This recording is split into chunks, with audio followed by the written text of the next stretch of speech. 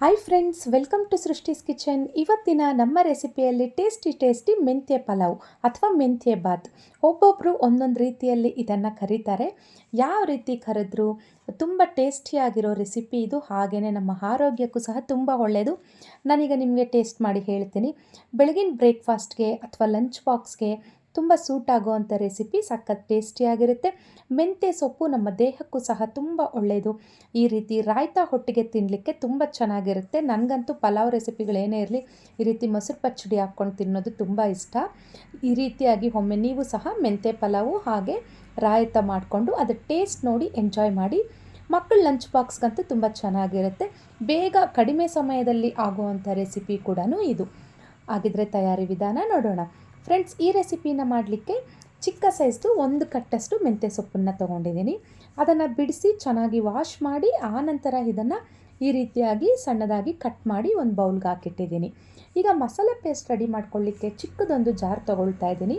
ಇದಕ್ಕೆ ಒಂದು 6 ಹಸಿರು ಮೆಣಸಿನ್ಕಾಯಿ, ಇದಕ್ಕೆ ಯಾವುದೇ ಖಾರದ ಪುಡಿ ಯೂಸ್ ಮಾಡಲ್ಲ, ಹಾಗಾಗಿ ಹಸಿಮೆಣಸಿನ್ಕಾಯಿ ಹೆಚ್ಚು ಹಾಕಿದ್ದೀನಿ. 1 ಬೆಳ್ಳುಳ್ಳಿ, ಹಸಿ ಶುಂಠಿ ಒಂದು 2 ಇಂಚಷ್ಟು, 1 ಟೇಬಲ್ ಸ್ಪೂನಷ್ಟು ತೆಂಗಿನಕಾಯಿ, ಹಾಗೆಯೇ ಸ್ವಲ್ಪ ಕೊತ್ತಂಬರಿ ಸೊಪ್ಪು, ಒಂದು ಸ್ವಲ್ಪ ಪುದೀನ ಸೊಪ್ಪು.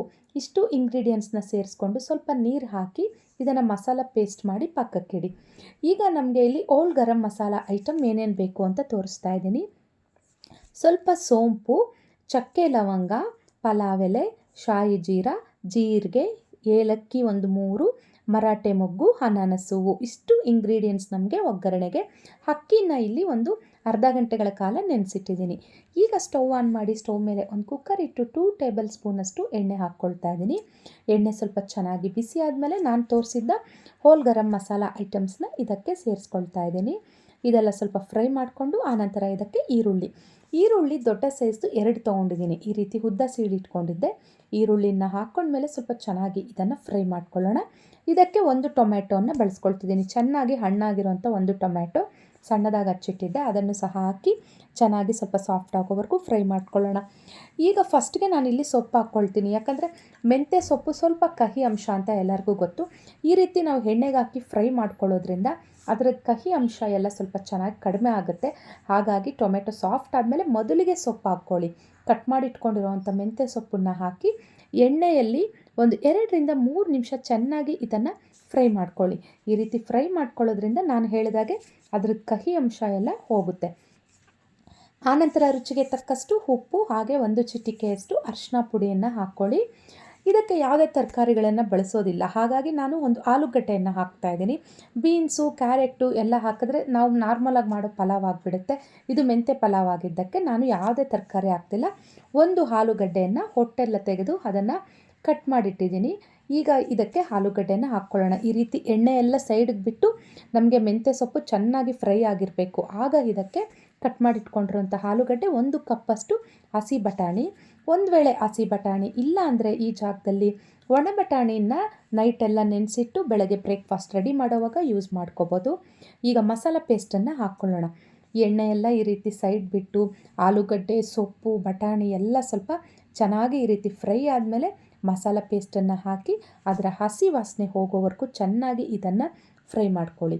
ಉಪ್ಪು ಖಾರ ಎಲ್ಲ ಒಮ್ಮೆ ಚೆಕ್ ಮಾಡ್ಕೊಳ್ಳಿ. ಉಪ್ಪೇನಾದರೂ ಕಡಿಮೆ ಇದ್ದರೆ ನೀವು ಈಗ ಸೇರಿಸ್ಕೋಬೋದು.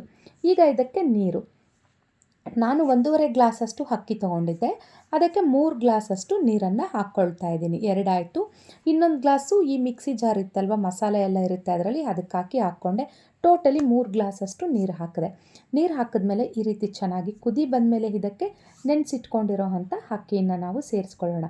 ಅಕ್ಕಿ ಹಾಕಿದ್ಮೇಲೆ ಚೆನ್ನಾಗಿ ಒಮ್ಮೆ ಎಲ್ಲ ಮಿಕ್ಸ್ ಮಾಡ್ಕೊಳ್ಳಿ, ಎಲ್ಲ ಮಿಕ್ಸ್ ಆಗಲಿ ಅಂತ. ನಾವಿಲ್ಲಿ ಟೊಮೆಟೊ ಯೂಸ್ ಮಾಡಿರೋದ್ರಿಂದ ಲೆಮನ್ ಹಾಕೋ ಅವಶ್ಯಕತೆ ಇಲ್ಲ. ಒಂದು ವೇಳೆ ಟೊಮೆಟೊ ಇಷ್ಟ ಆಗಲಿಲ್ಲ ಅನ್ನೋರು ಟೊಮೆಟೊ ಹಾಕೋದು ಬೇಡ ಅಂದ್ಕೊಂಡ್ರೆ ಈ ಒಂದು ಹಂತದಲ್ಲಿ ಒಂದು ಅರ್ಧ ಭಾಗದಷ್ಟು ನಿಂಬೆಹಣ್ಣಿನ ರಸವನ್ನು ಸಹ ಹಾಕ್ಕೋಬೋದು. ಈಗ ಕುಕ್ಕರ್ ಮುಚ್ಚಳನ ಮುಚ್ಚಿ ಒಂದು 2 ವಿಷಿಲ್ ಕೂಗಿಸ್ಕೊಂಡ್ರೆ ಸಾಕು. 2 ಬಂದರೆ ಸಾಕು. 2ನೇದು ಬಂದ ತಕ್ಷಣವೇ ಸ್ಟವ್ ಆಫ್ ಮಾಡ್ಕೊಂಬಿಡಿ.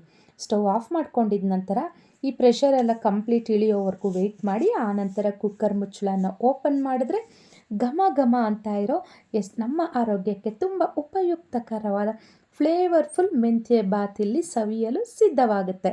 ಬಿಸಿಯಲ್ಲೇ ಇದನ್ನು ಕಲಿಸ್ಲಿಕ್ಕೆ ಹೋಗ್ತೀರಾ. ಒಂದು ಸ್ವಲ್ಪ ಈ ರೀತಿ ಆರಿದ ಮೇಲೆ ಈ ರೀತಿ ಎಲ್ಲ ಮಿಕ್ಸ್ ಮಾಡ್ಕೊಳ್ಳಿ. ಯಾಕಂದರೆ ಮಸಾಲ ಎಲ್ಲ ಮೇಲಿರುತ್ತಲ್ವ, ಎಲ್ಲ ಚೆನ್ನಾಗಿ ಮಿಕ್ಸ್ ಆಗಬೇಕು. ಈ ರೀತಿ ಎಲ್ಲ ಮಿಕ್ಸ್ ಮಾಡಿಕೊಂಡು ಆನಂತರ ಇದನ್ನು ಸರ್ವ್ ಮಾಡ್ಕೊಳ್ಳೋದು ಅಷ್ಟೇ. ನೋಡಿದ್ರಲ್ವ ಸಿಂಪಲ್ಲಾಗಿ ರುಚಿ ರುಚಿಯಾದ ಮೆಂತ್ಯ ಬಾತ್ ಅಥವಾ ಮೆಂತ್ಯ ಪುಲಾವ್ ಹೇಗೆ ಮಾಡೋದಂತ. ಈಗ ನಾನು ತಟ್ಟೆಗೆ ತೆಗೆದುಕೊಳ್ತಾ ಇದ್ದೀನಿ ನೋಡಿ.